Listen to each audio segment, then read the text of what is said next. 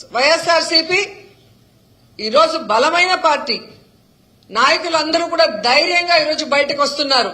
ఇక 1 month 2 months లో ప్రతి ఇష్యూ మీద ప్రజలకి అండగా నిలుస్తాం, ప్రభుత్వం మెడలు వంచుతాం, ప్రజలకి న్యాయం చేసేంత వరకు వదిలిపెట్టమని కూడా తెలియజేసుకుంటున్నాం.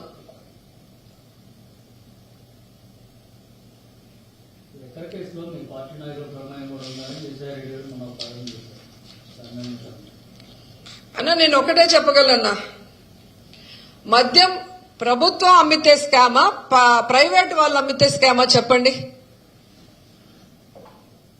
జగన్మోహన్ రెడ్డి గారు అధికారంలోకి వచ్చిన తర్వాత 43,000 బెల్ట్ షాపుల్ని తీసేయడం జరిగింది.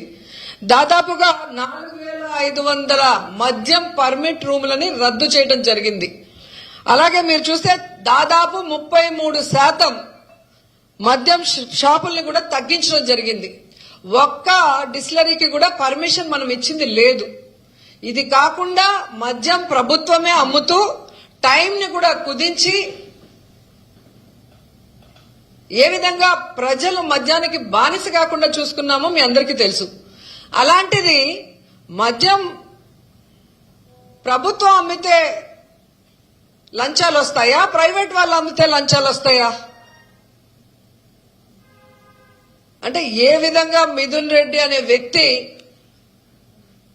ఈరోజు లోక్సభలో ఫ్లోర్ లీడర్ గా ఉండి తెలుగుదేశం కూటమి ప్రభుత్వం చేస్తున్న తప్పుల్ని దోపిడిని ఎత్తి చూపిస్తున్నారు కాబట్టి అతన్ని రౌండప్ చేసి ఇతన్ని అరెస్ట్ చేసి భయపెట్టాలి అని ఒక కుట్ర పన్ని ఏ విధంగా దొంగ సాక్ష్యాల్ని వాటి అనుగుణంగా తీసుకొచ్చి ఈరోజు విచారణ పేరుతో మీరు హ్యూమిలేట్ చేయడం నిజం కాదా అని అడుగుతున్నాను.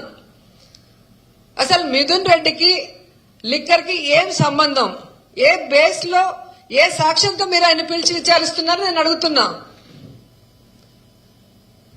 గత ప్రభుత్వంలో అంతకుముందు చంద్రబాబు నాయుడు గారు అధికారంలో ఉన్నప్పుడు విచ్చలవిడిగా ఎలా డిస్టిలరీస్ కి పర్మిషన్స్ ఇచ్చారు,